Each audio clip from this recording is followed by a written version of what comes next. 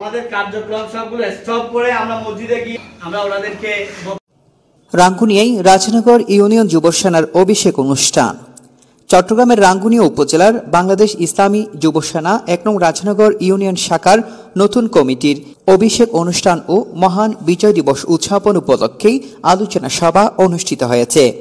শুক্রবার ২০ ডিসেম্বর বিকাল ৩টায় রানীহাট ফাজিল মাদ্রাসা হলে ইউনিয়ন যুব সেনার সভাপতি মাওলানা সাইদুল হকের সভাপতিত্বে প্রধান অতিথির বক্তব্য দেন উপজেলা ইসলামী ফ্রন্টের সাধারণ সম্পাদক মাহমুদুর রশিদ মাসুদ। উদ্বোধক ছিলেন চট্টগ্রাম বিভাগীয় যুব সেনা সাংগঠনিক সম্পাদক HM শহীদুল্লাহ। প্রধান বক্তা ছিলেন উপজেলা উত্তর যুব সেনার সাধারণ সম্পাদক HM তারেক হুসাইন, ইউনিয়ন যুব সেনার সাধারণ সম্পাদক ইমরান হোসেন বাবু ও সহসাংগঠনিক সম্পাদক মোহাম্মদ আব্দুল জলিলের যৌথ সঞ্চালনায় বিশেষ অতিথি ছিলেন ইসলামপুর ইউনিয়ন ইসলামী ফ্রন্টের সভাপতি মাওলানা মুজাম্মেল হুসেইন নইমি, রাজনগরের সভাপতি মাওলানা নুরনবী আল কাদরি, উপজেলা ইসলামী ফ্রন্টের আইন বিষয়ক সম্পাদক সংগঠক দিদারুল আলম, ইউনিয়ন যুব সেনার সাবেক সভাপতি HM আনোয়ার হুসাইন, চট্টগ্রাম উত্তর জেলা ছাত্র সেনার সহসভাপতি মোহাম্মদ আব্দুল হালেক, মোহাম্মদ জমির উদ্দিন, ইসলামপুর ইউনিয়ন যুব সেনার সভাপতি হাফেজ মনির উদ্দিন মোহাম্মদ আরমান, কাতার প্রবাসী মোহাম্মদ রিয়াদ, ইউনিয়ন ছাত্র সেনার সভাপতি আহমদ মুস্তাফা রেজা, ইসলামপুর ইউনিয়নের সভাপতি মোহাম্মদ নুর নবী সহ অনেকেই।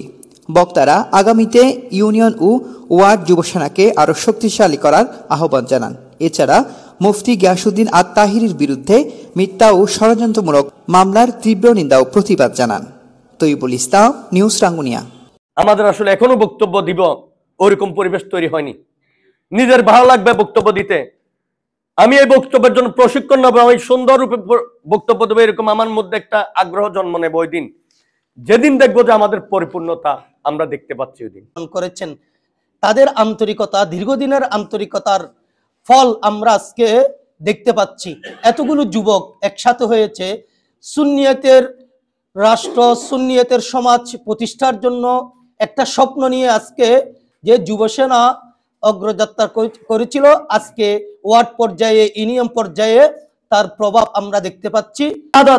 ইবাদত করব, আমাদের অন্যান্য চাহিদাও থাকবে, কিন্তু দিন শেষে আমি যদি কোথাও সফল না হই, আমার একটা পাওনা তো আল্লাহর কাছে থেকে যাবে। আল্লাহ দুনিয়াতে আপনি বলেছেন উদখুলু ফিস সিলমি কাফা, ইসলামে পরিপূর্ণ রূপে ঢুকে যেতে বলেছেন।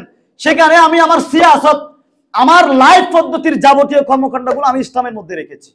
ঐক্যবদ্ধ অবশ্যই হওয়া ফরজে আইন হয়ে গিয়েছে। আর আমরা এদিক সেদিক কোনো চিন্তা ভাবনা না করে আমাদের ইসলাম, আমরা মদিনাওয়ালার পাগল, মদিনাওয়ালা আমাদের গাছ, আমরা মদিনাওয়ালার শাখা প্রশাখা, মদিনাওয়ালা আমাদের গাছ, আমরা মদিনার ফুলের, মদিনার গাছের ফল। আমাদের ঐক্যবদ্ধ হয়ে রাজানগর ইসলামপুর এমনভাবে ইমানি ফৌজদের করতে চাই যে কোনো বাতিল যাতে আমাদের সামনে এসে কথা বলার শক্তি না রাখে। ইনশাল্লাহ পারবেন কিনা আপনারা? যদি গোপন রাখি তাহলে আমাদেরকে তো বিএনপি ডাকবে, আওয়ামী লীগও ডাকবে, ঠিক কিনা? আমি যদি জানি, সবাই যদি জানে আমি ছাত্র সেনার দপ্তর সম্পাদক, আমাকে কেউ ডাকবে? আমি ছাত্র সেনা যদি প্রচার সম্পাদক বলি, আমাকে কেউ ডাকবে? আমার পরিচয় যদি আমি বহন করি, আমার লিস্ট, আমার নাম উঠে গেছে আল্লাহ রসুলের দরবারে, সেটা আমি প্রকাশ করতে আমি লজ্জা পাবো কেন? আজ থেকে যখন 25-26 বছর আগে যখন আমরা রাজনীতি করেছি, তখন আমরা একটি সময় রাজনীতি পরিচয় প্রকাশ করতাম, আমরা সংকোচ বোধ করতাম। তখন পর্যন্ত মাঠে পর্যন্ত আজকের দিনের মতো ছাত্র সেনা পরিচিতি লাভ করতে পারে নাই তখন, কিন্তু আজকের দিনে সেটা নাই, আমরা ক্ষমতায় যেতে পারি না, সেটা কিছু যায় আসে না।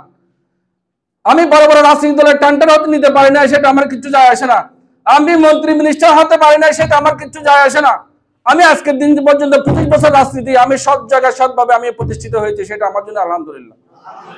স্থাপন করব, আমরা যেই কোনো কর্মে, যেই কোনো কাজে, আমরা যেইটাই করি না কেন, আমরা তিন গোষ্ঠী একসাথে মিলে ইসলাম মনে করেন গাছ আর ছাত্র সেনা যুব সেনা শাখা, সব শাখা ডাল কেটে ফেললে গাছের যেমন কোনো দাম নেই।